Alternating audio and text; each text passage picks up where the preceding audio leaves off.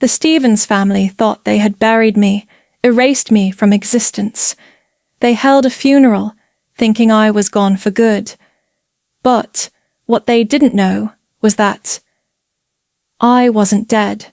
I was building something bigger in the shadows.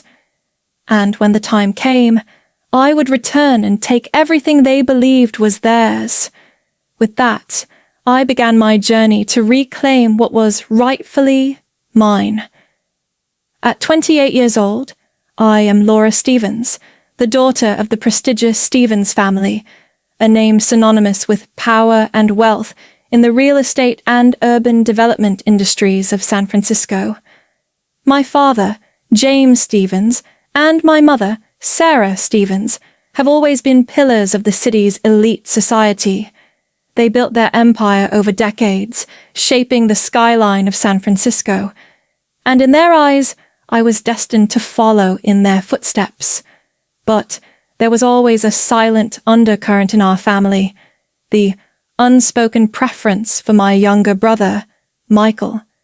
From an early age, Michael was groomed to take over the family business, receiving all the praise and opportunities while I stood in the background, quietly learning the ropes, but never fully embraced.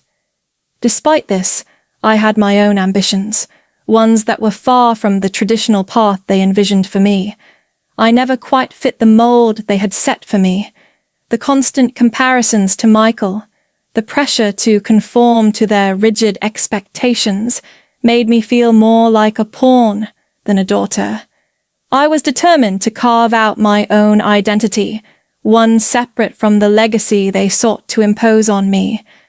But as I grew older, I realized that to truly live for myself, I had to break free from their shadow, even if it meant walking away from everything I had ever known.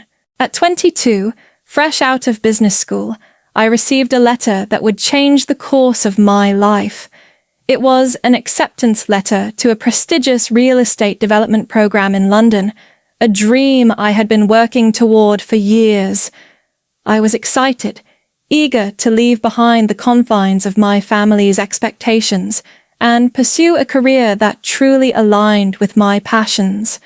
But when I shared the news with my parents, their reaction was anything but supportive. My father, James, was visibly disappointed, and my mother, Sarah, gave me a cold, silent stare. The truth was, they had already planned my future, and it didn't include me venturing off on my own. Their dream for me was to marry John Porter, the son of a business partner, and combine our family fortunes in a merger that would strengthen Stevens' real estate. I refused. The thought of becoming another cog in their machine, of living out my life according to their script, suffocated me. I told them that I wanted to modernize the company, bring fresh, innovative ideas into real estate development. But that didn't sit well with them. In a heated argument, my father issued an ultimatum. Marry John, or be cut off completely. The choice was clear to me. I chose freedom. The next day, I emptied my trust fund, grabbed what little I had, and disappeared, determined to start a new life, one that would be entirely my own. A few days later, I learned that my family had gone to extreme lengths to erase me from their lives. They hadn't just cut ties with me, they had declared me dead. It was a cruel and calculated move, one that I never expected from the people I had once called my own. They told everyone I had tragically passed away in a sailing accident off the coast, holding a funeral complete with an empty casket and tearful eulogies. It was a shock to me when I discovered the extent of their actions. I had tried to contact my younger brother, Michael, but when I sent him an email, it bounced back. That was when I saw the heartbreaking photo of him at my memorial service, standing next to my parents in black, as if nothing had ever been wrong between us. It was in that moment that Laura Stevens, the daughter who had once been full of dreams and ambitions, was officially erased. The name I had grown up with, The identity I had once cherished no longer existed. But from the ashes of that false death, Laura Montgomery was born. I took on a new name, a new persona, and I buried any remnants of the life I once had. With only a small amount of money, I moved to a cheap motel and started over. I taught myself everything I could about business, finance, and digital innovation. I rebuilt my life from the ground up. What my family didn't know was that their cruel decision had set me on a path that would eventually lead to them having to face the consequences of their actions. With the new identity of Laura Montgomery, I began to build a life that was entirely my own. I spent my days in a small apartment, teaching myself the ins and outs of business. I dove deep into the world of real estate, studying modern practices and emerging technologies that could reshape the industry. What my family failed to understand was that their decision to cut me off had set me free, freeing me from the chains of tradition and expectation. I wasn't bound by the rules they had set for me, and that allowed me to approach business with a fresh perspective, one that valued innovation over tradition. I started by investing in properties that were overlooked by others, older buildings with potential for modern transformation. I didn't have much to work with, but I knew how to stretch every dollar, using my knowledge of sustainable practices to make each property both profitable and environmentally friendly. Word quickly spread about my unique approach, and soon I had a steady stream of clients who saw the value in what I was doing. Each successful deal gave me more confidence and resources to continue expanding my empire. What began as a small venture quickly turned into something larger than I had ever anticipated. I wasn't just building a business. I was building a legacy, one that would rival the empire my family had spent generations creating. I knew that one day my success would force them to confront the reality of what they had done to me, and I was ready for that moment. As my business began to grow, I kept a close eye on my family from afar. I knew their lives were continuing, unchanged by the success I was quietly building. My parents, James and Sarah Stevens, still ran Stevens Real Estate with the same outdated methods, while my younger brother Michael rose through the ranks, enjoying the praise that had always been reserved for him. But as their business struggled to adapt to the changing landscape, I saw an opportunity. They had never realized how much the industry was shifting, nor how much their inability to evolve was costing them. I was determined not to let my success go unnoticed. Over the years, I slowly and methodically began acquiring properties they owned, including the office buildings, hotels, and luxury apartments that had been integral to their empire. At first, they didn't even realize what was happening. Every deal was carefully orchestrated through shell companies, ensuring they would never connect the dots. Slowly, their world was being taken apart, piece by piece, and they had no idea that I was the one behind it all.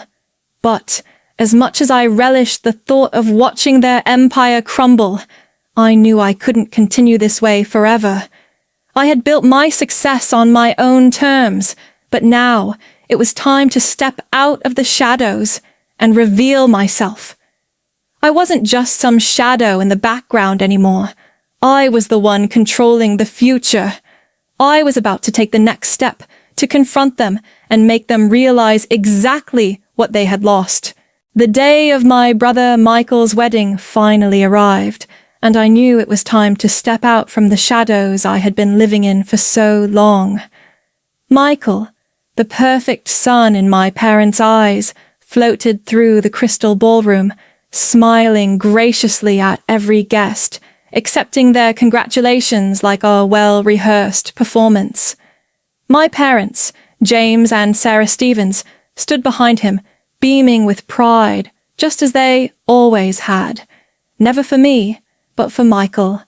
Their lives were still revolving around him, just as they had when I was part of their world.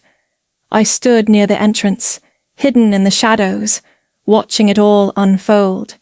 The wedding was beautiful, but it was also a painful reminder of everything I had lost. I had once been the center of my parents' world, just like Michael was now. They didn't realize, however, that the woman they had erased from their lives was standing right in front of them. My smile almost slipped as I thought about how my family had gone to such extreme lengths to bury me, to replace me with the perfect image of Michael. But I wasn't the girl they had tried to erase. I had rebuilt myself, and now I owned the very venue they were using to celebrate their perfect son's wedding. As Michael stood to give his speech, my heart tightened. He spoke of me like a tragic figure from the past, someone they had lost. But it wasn't a loss. It was a deliberate choice made by my family. And I, though hidden behind my mask, knew the truth. I had been replaced, but now I was ready to make my presence known. After the wedding, I knew the time had come to confront my family. I had watched from the sidelines long enough, quietly taking control of everything they had once held dear, all without their knowledge. Now it was time for them to face the truth, and I was prepared to do it on my terms. I carefully arranged a meeting with the board of Stevens Real Estate, knowing it would be the perfect opportunity to reveal everything I had accomplished and how deeply I had embedded myself within their world without them even realizing it. As I walked into the room, my father, James Stevens, was seated at the head of the table, looking as imposing as ever. The board members, all men in expensive suits, eyed me with confusion and curiosity. They had no idea that the woman standing before them, Laura Montgomery, was the same daughter they had buried a decade ago. I took a moment to gather my thoughts before stepping forward, my heels clicking sharply on the marble floor. The tension in the room was palpable as they realized I wasn't just a visitor. I was a major player in the game they thought they controlled. "James," I began, my voice calm but firm. "You've made a lot of mistakes over the years, but today you're going to make the biggest one of all. It's time for you to understand the consequences of erasing your own daughter. I control more than you think." The silence that followed was deafening. The realization hit them all at once. I wasn't there to make peace. I was there to take control, and I wasn't leaving until they did things my way. The room was still, the weight of my words hanging in the air as my father's face darkened. He had never expected this confrontation, never imagined that his estranged daughter, the one he thought he had buried, would be the one holding the reins now. I placed a folder on the table, the culmination of 10 years of careful planning. Inside were documents that proved I had acquired controlling interests in the very properties he thought he owned, detailed accounts of the businesses I had secretly infiltrated, and evidence of his mounting debts. "You've built your empire on lies and outdated methods, James," I said, my voice unwavering. "Now it's time for you to face the truth. The company you thought you were saving is already in my hands." The board members exchanged glances, their uncertainty palpable. They had been loyal to my father for years, but they had never anticipated a challenge like this. James opened the folder slowly, his hands trembling as he flipped through the pages, the realization settling in. "You own everything," he whispered, barely able to look me in the eye. I nodded, my expression cold. "This is more than just business," I continued. "You had your chance to make things right. Now, I'm offering you a choice. Accept the merger proposal on my terms, or watch everything crumble. It's your call." The tension in the room was unbearable as they processed the enormity of what was happening. The Stevens family legacy was crumbling, and there was nothing they could do to stop it. I wasn't just going to save my family's name. I was going to redefine it. The silence that followed my ultimatum was thick with tension as the weight of my words settled in. James Stevens, my father, was stunned, unable to comprehend the complete shift in power. For years he had prided himself on controlling the family empire, on making decisions that shaped their world. But now, all of that was slipping through his fingers. The documents I had presented proved everything I had worked for, my meticulous acquisitions, the control I had gained over the businesses they still believed were theirs, and the fact that I owned everything they had built. "You're not just losing, James," I said, my voice steady and resolute. "You've already lost." His face drained of color as he absorbed the reality. He looked at the other board members, searching for an ally, but found none. They were all trapped in this new world I had created, and they had no choice but to follow my lead.